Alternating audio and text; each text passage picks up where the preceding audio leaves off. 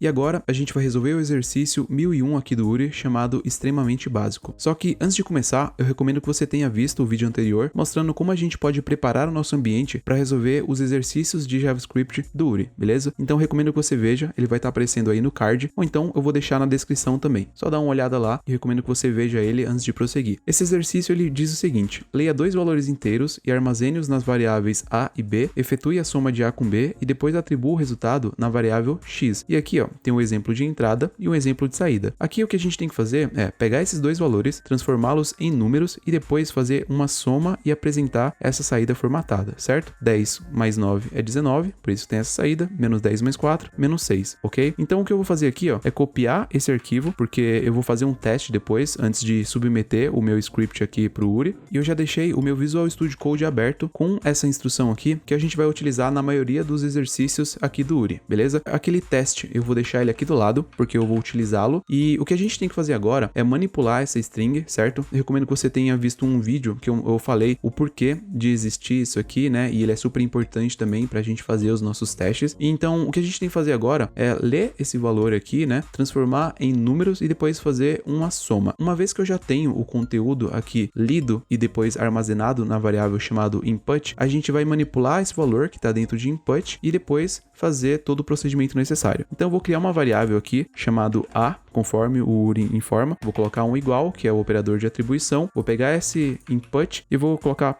ponto, e agora a gente vai utilizar esse método split, tá bom? Esse split, ele serve para que a gente divida uma string em pequenas strings, né? Se você deixar o cursor do mouse aqui em cima, ele fala assim, ó, que o split, ele divide uma string em substrings. Aí aqui a gente vai passar com um parâmetro a quebra de linha, ó, você abre e fecha o aspas duplas, e o que separa os nossos valores aqui é a quebra de linha, né? Sendo que na primeira linha tem o 10 e na segunda tem o 9. Para representar a quebra de linha, a gente vai utilizar o barra invertido n, esse backslash n, tá bom? Vou colocar um ponto e vírgula, e agora eu vou colocar no console para a gente ver se de fato ele fez essa divisão, né? Então vou escrever console.log, passando o a, na verdade eu vou dar um nome de valores aqui, passando aqui no nosso console. Aí você pode apertar o Ctrl asterisco, que ele vai abrir o terminal aqui para você, e eu vou limpar o conteúdo desse terminal digitando cls. Tá bom? Agora, para executar esse nosso script, você vai escrever node e passando o nome do seu script, JavaScript aí, né? O nome do meu aqui é script, exatamente como tá aqui, e vou dar um enter. Ele me retornou agora uma estrutura de dados onde o 10, ele foi armazenado nessa primeira posição e o 9 nessa segunda posição aqui, certo? Então, tem um outro método que é bastante interessante, que em vez da gente trabalhar esses valores aqui dentro de um vetor, a gente pode trabalhar eles de um por um. Antes aqui, ó, do console log, vou criar uma outra variável chamado a, e é dentro dela que eu vou armazenar o valor 10. Então vou colocar o operador de atribuição, pegar valores, depois ponto shift. Esse método shift a gente sempre utiliza quando está trabalhando com um vetor. Então, ó, se você deixar o cursor em cima, ele fala assim, que ele remove o primeiro elemento de um array e o retorna. Então ele vai pegar o primeiro elemento desse array, que no caso é 10, e depois vai retornar. Assim que ele retornar, a gente armazena esse valor dentro de a. Então eu posso colocar um ponto e vírgula aqui agora, eu vou copiar essa instrução e dar um Ctrl V aqui embaixo, mudando somente o nome da variável, certo? Então o 10 será armazenado no a e o 9 será armazenado aqui no b. Só que tem uma coisa, se você tentar, por exemplo, fazer um cálculo de a com b, não vai dar, porque nesse momento o nosso a e o b, eles são strings ainda, né? E a gente não faz soma de textos, né? A gente faz soma de números. Então se eu colocar o a aqui, por exemplo, ó, vou pegar esse a e colocar aqui, se eu colocar o typeof para verificar qual é o tipo dele e colocar aqui no console, ele vai me retornar que é uma string. Então a gente precisa fazer um parseamento desse valor, convertendo ele de texto para número. Então a gente pode usar uma palavra reservada do JavaScript que tem essa função de transformar texto para número, que é o parseInt. Então o parseInt, lembrando que o i é maiúsculo, tá bom? Você envolve ele dentro do parênteses aqui, certo? Ó, o parseInt, ele é assim, e a gente passa como parâmetro justamente o que a gente quer converter, beleza? E eu vou fazer a mesma coisa aqui embaixo. Vou dar um Ctrl X, escrever parseInt, aí depois dentro do parênteses, dá um Ctrl V, e agora se eu escrever node script aqui novamente, para ele me mostrar qual é o tipo da variável a, ele vai me falar que é um number, beleza? Feito isso, a gente pode colocar aqui que a mais b e verificar se de fato ele está fazendo a soma. Então ele retornou o 19, já que a gente tem o 10 e o 9 aqui. Eu posso fazer uma mudança, por exemplo, trocar o 9 por 11, então o retorno daqui precisa ser 21, certo? Vamos ver, tá correto. Só que agora a gente precisa apresentar essa saída aqui formatada, certo? No URI, ele pede o seguinte, tem esse x igual, né? Aí o espaço